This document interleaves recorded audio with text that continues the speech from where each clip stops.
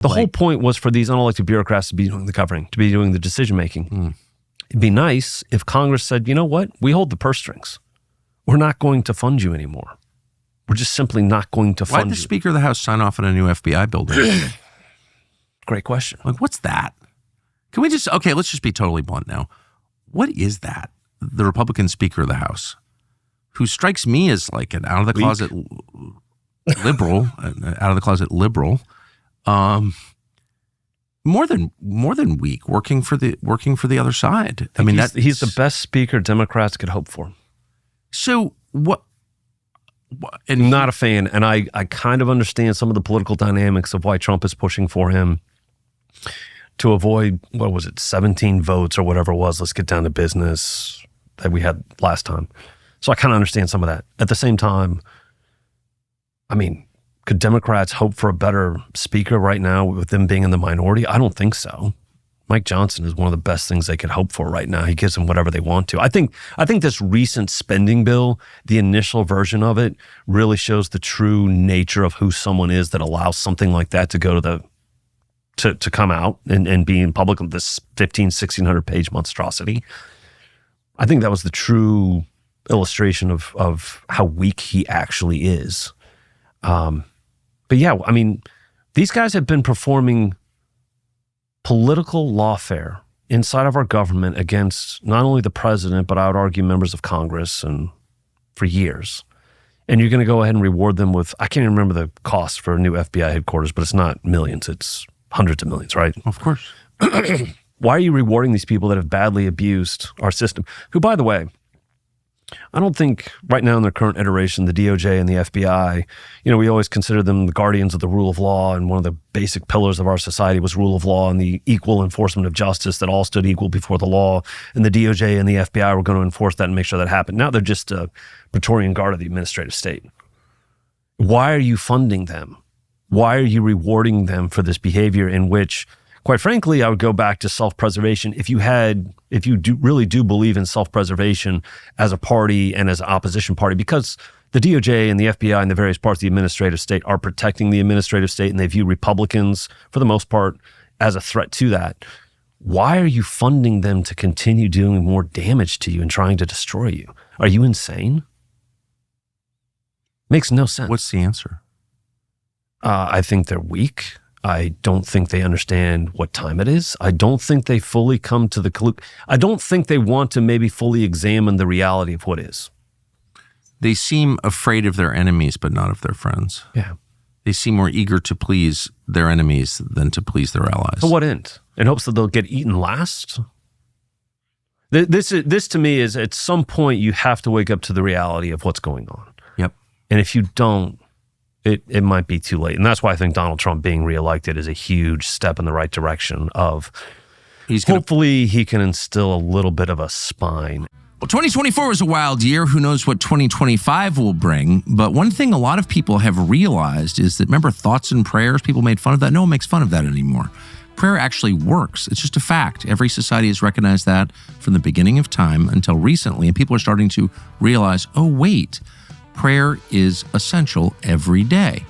So if you want to start something new that's good for your soul, easy to maintain, and will last for the rest of your life, check out Hallow. It is the world's #1 prayer app. I heard about it from my wife, not just once, but every night at dinner for the past 6 months.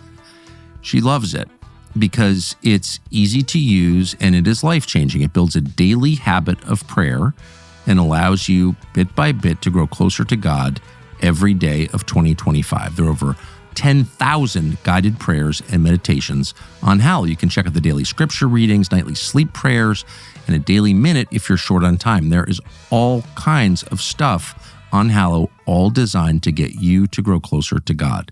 So start the year off right by putting your relationship with God first and pray with the help of Hallow.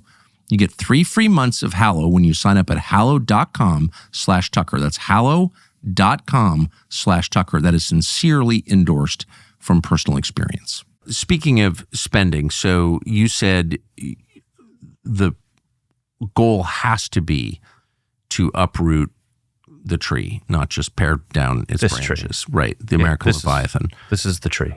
If there is a debt crisis, and I think everyone is, whether they say it out loud or not, really concerned about, Yeah. you know, What are we, 36 trillion? right. And by debt crisis, I mean specifically the reluctance of other countries and institutions to buy our debt. Right. You know, because that then we're really hamstrung. Could a debt crisis, which is probably coming at some point, be used to uproot the tree? Because it's like very expensive to have a government this big. It is. It's unsustainable. Right. I mean, this is at some point, and I think we're coming to that. I think we have come to that point. I think we came to that point a long time ago, actually. But now it's becoming unsustainable. I mean, at one point, was it last year or 2 years ago, we were growing it by $1 trillion in 100 days, every 100 days or something, the national debt. It's exploding. I think Trump thinks he can grow us out of some of these situations. I don't think that's the solution. At some point, you have to address the underlying of what are we actually doing with this government that continues to grow, that the DNA and its DNA is perpetual growth. Again, going back to, if you believe the state is salvation and it should invade every aspect of your life, well, until every aspect of your life is saved, government will continue to grow. You have to completely destroy this to stop the spending, to stop the growth. So I think he has to go down that dual path. Yeah, we growth in our economy, but at the same time, the underlying cause for the debt, the spending, has been this state. And I think we have to have a conversation. This is the one thing where it feels like the American people, we never actually had a conversation with the American people about what form of government they wanted. It was just a slow-moving regime change, I would argue, a slow-moving revolution against the Republic over the last 100 years. People are under the illusion we have some representative democracy, constitutional republic, when in fact we don't. What is the government that we think best fits, that is best suited for a government of, by, and for the people, that provides the most amount of freedom and liberty and the most amount of prosperity for the American people? And I don't think we've really had that conversation over the last 100 years. It's just kind of been slow moving, and all of a sudden we wake up to find ourselves in 2024, 2025 now, going, I don't think we ever had a conversation about this. Because the country was rich, and as long as you're rich, you don't worry about details. And the economy was growing, and life was great, and we're just going to continue on. This will never end. But that's not how history works. That's not how. At some point, the music stops. And people have to have hard conversations about what are we actually doing to make sure that this is sustainable in the future. Because what we have is not sustainable at all on any level. What are you excited about? What can this administration achieve in the next couple of years? What can they achieve? What will they achieve? What I hope they will achieve? I want Donald Trump. I'm not interested in trimming this government. I'm not interested in making it more efficient. Yeah. I'm interested in shattering this administrative state into a million pieces. Yes. I think Donald Trump has figured out who the enemy is over the last, call it 9 years, in which I think he truly showed up in D.C. January of 2017 as the duly elected representative, president of the American people, shows up in D.C. and goes, I'm the duly elected president. I get to decide a lot of the foreign and domestic policy, and ran into a system of government that said, yeah, we don't think so. We think we decide. And I think it was a startling moment for him when he realized, I thought we were a constitutional republic, representative democracy. And then folks in DC are like, no, we're not really that. We're an administrative state. The unelected bureaucrats and their allies, we're the ones that actually decide these things. A lot of these things were settled years ago. Foreign policy, for example. This is the crazy part to me. Donald Trump's, one of his great sins was showing up and thinking, I won an election. People voted for change. One of them was different approach in foreign policy. So we're going to actually enact that. Like, no, we already settled that years ago. You don't get to decide that at all. It's already been decided by the smart people at the State Department, by like Victoria Nuland. And I think that for him was a moment where he realized we have a real problem. And then, of course, he became a target of his own government, the DOJ and the FBI and all these people trying to take out the duly elected president of the United States with fake FISA warrants and fake dossiers and all this stuff. And he realized we have a serious problem here. So leading up to now, and then the 4 years of lawfare, in which on the most spurious of charges, they literally, I don't know the exact figure, but I have to guess it was hundreds of millions they soaked out of his campaign in regards to legal fees. And not only like trying to destroy him as a person, but also just suck cash out of him. I think he's coming back this month and being sworn in for another term and fully understanding we have a form of government that is running this country that has nothing to do with a constitutional republic. So I sincerely hope that he understands who the enemy is, that he has to go at them. They've already declared war on him. This is not about him declaring war on the administrative state. They declared war on him years ago. And it's him responding in kind and going, we are not going to take this sitting down. And I hope on day one, I've got a few thoughts on this. I'm glad you asked. That he would go out and fire hundreds of thousands of federal employees day one, GS-12s, GS-13s, just pick out random names, fire them. Federal employee unions are going to sue back, stays. They're going to go back and forth through the courts to get to the Supreme Court, probably 18 months, 2 years, to ask a fundamental question. Does the head of the executive branch, the duly elected president of the United States, the Article 2 branch head, get to hire and fire whoever he wants to inside of this branch? Is the question, is it yes or no? And I would hope this Supreme Court says yes.